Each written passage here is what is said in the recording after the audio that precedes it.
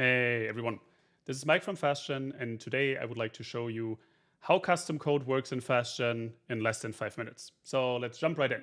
This is one of the APIs in your usual Fastgen environment, and you see here you have the custom code block. Let's just put this in.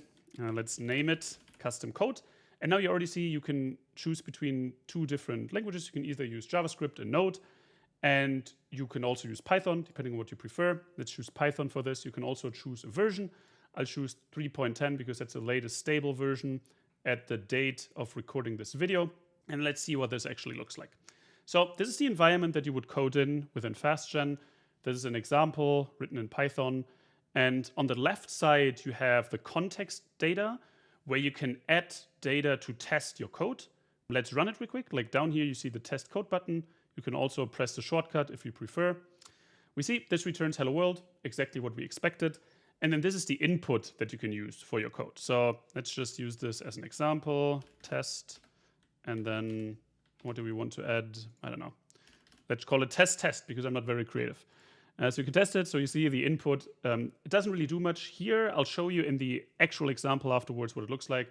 Just want to give you an understanding of what the features look like. So you can test the code. You can also install pip packages down here.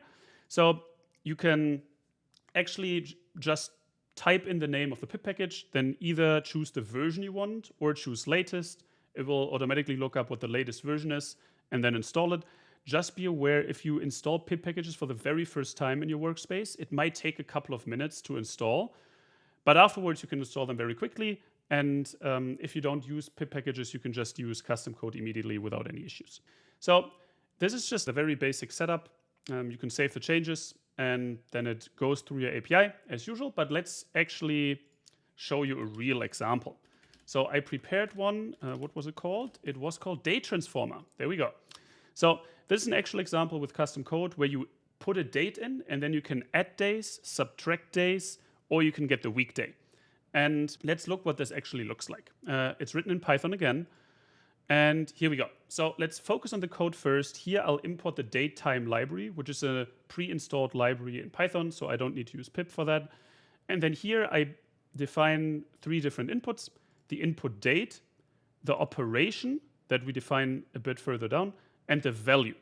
So for the operation itself, I have add days. If I want to add days to a date, which will be done here, I can subtract days, which is done here, or I can get the weekday of a specific date.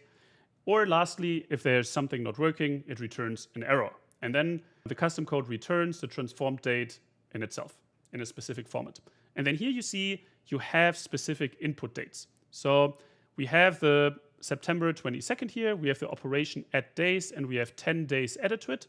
Let's change this. Let's say we add 7 days. We test the code, and we get the return data, which is September 29th, which looks correct to me, which is good. And then one of my favorite things about custom code is that this can use actual context data from your API. So if the API is running, or if you want to use debug mode, which we'll test out right now. So let's actually use, I don't know, we'll just use August 10th. And we use, we want to use subtract days. We want to use 6. We test the draft route. Apparently everything worked, but let's jump right in. We go back, and then we see the context data from the last API run is now in here, which is very helpful if you want to use data that you actually put into the whole API, or if data from externally is coming in to run and test your code. Here we go. We have August 4th, which, if I can do my math correctly in my head, is the correct date again. And yeah, that's it for today. Use your JavaScript, use your Python, and extend the significant abilities that Fastgen already had with even more. We are very happy to see what you will be building with this. And as always, happy building.